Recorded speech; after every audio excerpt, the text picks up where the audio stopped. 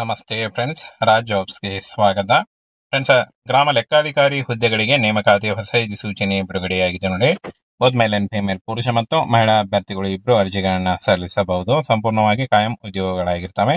ಹಾಗೆ ಈ ಒಂದು ಹುದ್ದೆಗಳು ರಾಜ್ಯ ಸರ್ಕಾರಿ ಉದ್ಯೋಗಗಳಾಗಿರ್ತವೆ ಮತ್ತು ಕಾಯಂ ಉದ್ಯೋಗಗಳಾಗಿರ್ತವೆ ನೋಡಿ. ಇನ್ನು ಫ್ರೆಂಡ್ಸ್, ಈ ಒಂದು ಹುದ್ದೆಗಳಿಗೆ ಎಲ್ಲೆಲ್ಲಿ ಯಾವ ಯಾವ ಜಿಲ್ಲೆಗಳಲ್ಲಿ ಎಷ್ಟು ಹುದ್ದೆಗಳಿದಾವೆ ಅಂತ ನೋಡೋದಾದ್ರೆ ಇಲ್ಲಿ ನೋಡಿ. ಬೆಂಗಳೂರು ನಗರದಲ್ಲಿ 251 ಹುದ್ದೆಗಳಿದಾವೆ. ಹಾಗೆ ಬೆಂಗಳೂರು ಗ್ರಾಮಾಂತರ ನೋಡಿ 223 ಹುದ್ದೆಗಳು, ಚಿತ್ರದುರ್ಗ 356 ಹುದ್ದೆಗಳು, ದಾವಣಗೆರೆ 266 ಹುದ್ದೆಗಳು, ಕೋಲಾರ 305 ಹುದ್ದೆಗಳು, ತುಮಕೂರು 648 ಹುದ್ದೆಗಳು, ಹಾಗೆ ಬೆಂಗಳೂರು ದಕ್ಷಿಣ ನೋಡಿ 275, ಚಿಕ್ಕಬಳ್ಳಾಪುರ 289, ಶಿವಮೊಗ್ಗ 376, ಮೈಸೂರು 479 ನೋಡಿ ಹೀಗೆ ಜಿಲ್ಲಾವಾರು ಈ ಒಂದು ಹುದ್ದೆಗಳಿಗೆ ನೇಮಕಾತಿ ನಡೆಯಲಿದೆ ನೋಡಿ. ಇನ್ನು ಮುಂದೆ ಮೈಸೂರು 479, ಚಾಮರಾಜನಗರ 258, ಮಂಡ್ಯ 475, ಹಾಸನ 459, ಚಿಕ್ಕಮಗಳೂರು ನೋಡಿ 291, ಕೊಡಗು 134, ಹಾಗೆ ಉಡುಪಿ 215, ದಕ್ಷಿಣ ಕನ್ನಡ 326, ಬೆಳಗಾವಿ 648, ವಿಜಯಪುರ 274, ಬಾಗಲಕೋಟೆ 297, ಧಾರವಾಡ 235, ಗದಗ ನೋಡಿ 232. ಹಾಗೇನ ಫ್ರೆಂಡ್ಸ್ ಮುಂದೆ ನೋಡಿ ಹಾವೇರಿಯಲ್ಲಿ 295 ಹುದ್ದೆಗಳು ಖಾಲಿ ಇದಾವೆ. ಹಾಗೆ ಉತ್ತರ ಕನ್ನಡ 337, ಕಲಬುರಗಿ 410, ಹಾಗೆ ರಾಯಚೂರು 324, ಕೊಪ್ಪಳ 193, ಬಳ್ಳಾರಿ 226, ಬೀದರ್ 344, ಯಾದಗಿರಿ 200, ವಿಜಯನಗರ 200. ಟೋಟಲ್ ಆಗಿ ನೋಡಿ ಫ್ರೆಂಡ್ಸ್ 9,842 ಹುದ್ದೆಗಳಿಗೆ ನೇಮಕಾತಿ ನಡೆಯಲಿದೆ ನೋಡಿ. ಟೋಟಲ್ ಆಗಿ 9,842 ಹುದ್ದೆಗಳಿರ್ತವೆ. ಈ ಒಂದು ಹುದ್ದೆಗಳಿಗೆ ನೀವು ಅರ್ಜಿಗಳನ್ನ ಸಲ್ಲಿಸಬಹುದಾಗಿರುತ್ತೆ. ಹಾಗೇನ ಫ್ರೆಂಡ್ಸ್, ಈ ಒಂದು ಹುದ್ದೆಗಳಿಗೆ ಏನು 9,000 ಹುದ್ದೆಗಳಿದಾವೆ, ಅದರಲ್ಲಿ ಈಗ ಹಂತ ಹಂತವಾಗಿ ನೇಮಕಾತಿ ನಡೆಯಲಿದೆ. ಹಾಗೆ ಈಗ ಸದ್ಯಕ್ಕೆ 1,000 ಹುದ್ದೆಗಳಿಗೆ ಮಾತ್ರ ನೇಮಕಾತಿ ನಡೆಯಲಿದೆ ನೋಡಿ. ಒಟ್ಟು ಖಾಲಿ ಹುದ್ದೆಗಳು 9,842 ಹುದ್ದೆಗಳು ಖಾಲಿ ಇದ್ದು, ಈಗ 1,000 ಹುದ್ದೆಗಳಿಗೆ ಸದ್ಯದಲ್ಲೇ ಏನು ಭರ್ತಿ ಆಗುತ್ತೆ ಅಂತ ಹೇಳಿದ್ದಾರೆ ನೋಡಿ. ಬನ್ನಿ ಈಗ ಇದ್ರ ಬಗ್ಗೆ ಇನ್ನೂ ಮಾಹಿತಿಯನ್ನ ತಿಳಿಸ್ಕೊಡ್ತೀನಿ. ಏನು ವಿಲೇಜ್ ಅಕೌಂಟೆಂಟ್ ಹುದ್ದೆಗಳಿಗೆ, ಗ್ರಾಮ ಲೆಕ್ಕಾಧಿಕಾರಿ ಹುದ್ದೆಗಳಿಗೆ ನೇಮಕಾತಿ ಆಗಿರುತ್ತೆ. ಫ್ರೆಂಡ್ಸ್, ಕರ್ನಾಟಕ ಕಂದಾಯ ಇಲಾಖೆಯಿಂದ ನೇಮಕಾತಿ ನೋಡಿ. ಹೊಸ ಸೂಚನೆ, ಬೋತ್ ಮೇಲ್ ಅಂಡ್ ಫಿಮೇಲ್, ಪುರುಷ ಮತ್ತು ಮಹಿಳಾ ಅಭ್ಯರ್ಥಿಗಳು ಇಬ್ರು ಈ ಒಂದು ಹುದ್ದೆಗಳಿಗೆ ಅರ್ಜಿಗಳನ್ನ ಸಲ್ಲಿಸಬಹುದು. ಒಟ್ಟು 1,106 ಹುದ್ದೆಗಳು ಖಾಲಿ ಇದಾವೆ.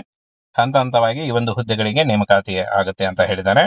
ಹಾಗೇನ ಯಾರು ಅಪ್ಲೈ ಮಾಡಬಹುದು ನೋಡಿ. ಅಖಿಲ ಕರ್ನಾಟಕದಿಂದ ಪುರುಷ ಮತ್ತು ಮಹಿಳಾ ಅಭ್ಯರ್ಥಿಗಳು ಅರ್ಜಿಗಳನ್ನ ಸಲ್ಲಿಸಬಹುದು. ಎಲ್ಲಾ ಜಿಲ್ಲೆಗಳಲ್ಲಿ ನೇಮಕಾತಿ ಆಗುತ್ತೆ ನೋಡಿ. ಈ ಒಂದು ಹುದ್ದೆಗಳಿಗೆ ಅರ್ಜಿ ಸಲ್ಲಿಸುವಂತಹ ಅಭ್ಯರ್ಥಿಗಳಿಗೆ ಎಲ್ಲಾ ಜಿಲ್ಲೆಯಲ್ಲಿ ನೇಮಕಾತಿ ನಡೆಯುತ್ತೆ. ಇನ್ನು ಏಜ್ ಲಿಮಿಟ್ 18ರಿಂದ 35 ವರ್ಷದ ಒಳಗಿನವರು ಈ ಒಂದು ಹುದ್ದೆಗಳಿಗೆ ಅರ್ಜಿಗಳನ್ನ ಸಲ್ಲಿಸಬಹುದಾಗಿರುತ್ತೆ. ಹಿಂದುಳಿದ ವರ್ಗದ ಅಭ್ಯರ್ಥಿಗಳು, ಸಾಮಾನ್ಯ ಅಭ್ಯರ್ಥಿಗಳು ಹಾಗೂ OBC UR 3 ವರ್ಷ ಸಡಿಲಿಕೆ ಇರುತ್ತೆ ನೋಡಿ.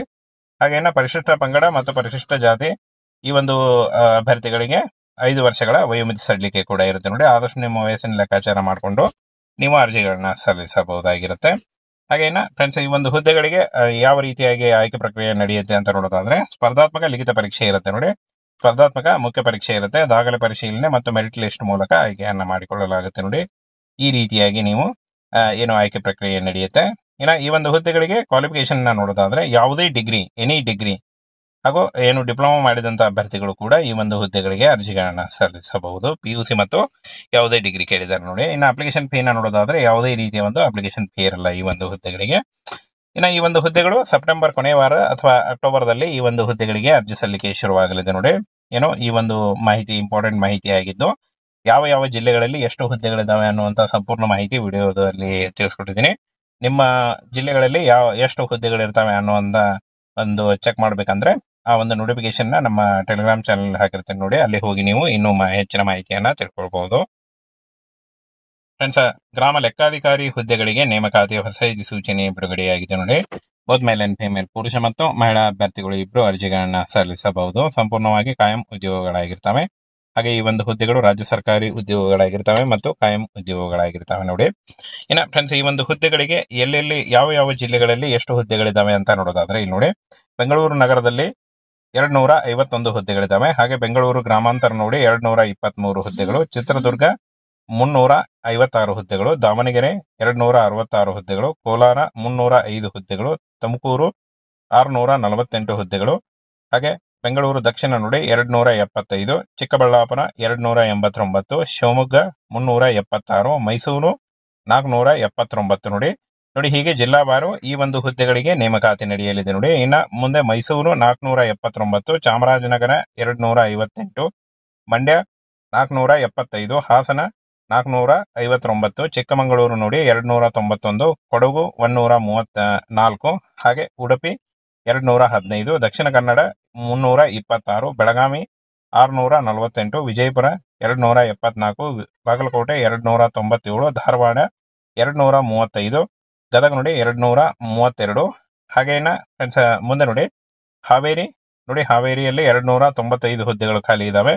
ಹಾಗೆ ಉತ್ತರ ಕನ್ನಡ 337, ಕಲಬುರಗಿ 410, ಹಾಗೆ ರಾಯಚೂರು 324, ಕೊಪ್ಪಳ 193, ಬಳ್ಳಾರಿ 226, ಬೀದರ್ 344, ಯಾದಗಿರಿ 200, ವಿಜಯನಗರ 200. ಟೋಟಲ್ ಆಗಿ ನೋಡಿ ಫ್ರೆಂಡ್ಸ್ 9,842 ಹುದ್ದೆಗಳಿಗೆ ನೇಮಕಾತಿ ನಡೆಯಲಿದೆ ನೋಡಿ.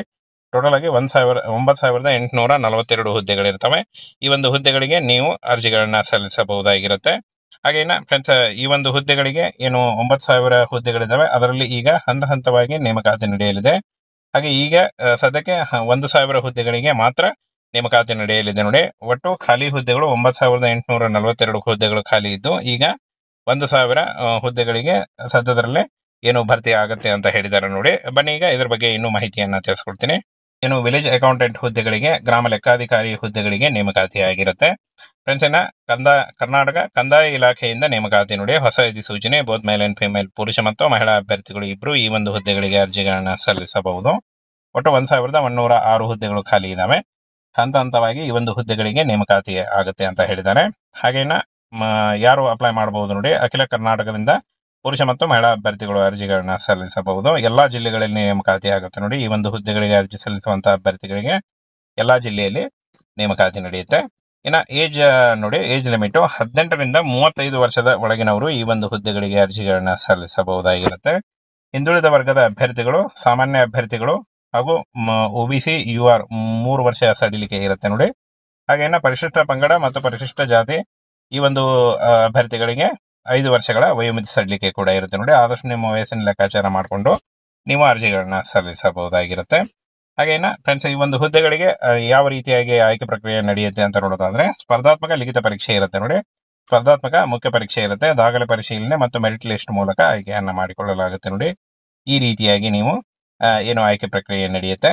ಇನ್ನ ಈ ಒಂದು ಹುದ್ದೆಗಳಿಗೆ ಕ್ವಾಲಿಫಿಕೇಶನ್ ನೋಡೋದಾದ್ರೆ, ಯಾವುದೇ ಡಿಗ್ರಿ, ಎನಿ ಡಿಗ್ರಿ ಹಾಗೂ ಏನು ಡಿಪ್ಲೊಮಾ ಮಾಡಿದಂತ ಅಭ್ಯರ್ಥಿಗಳು ಕೂಡ ಈ ಒಂದು ಹುದ್ದೆಗಳಿಗೆ ಅರ್ಜಿಗಳನ್ನ ಸಲ್ಲಿಸಬಹುದು. PUC ಮತ್ತು ಯಾವುದೇ ಡಿಗ್ರಿ ಕೇಳಿದ್ದಾರೆ ನೋಡಿ. ಇನ್ನು ಅಪ್ಲಿಕೇಶನ್ ಫೀನ ನೋಡೋದಾದ್ರೆ, ಯಾವುದೇ ರೀತಿಯ ಒಂದು ಅಪ್ಲಿಕೇಶನ್ ಫೀ ಇರಲ್ಲ ಈ ಒಂದು ಹುದ್ದೆಗಳಿಗೆ.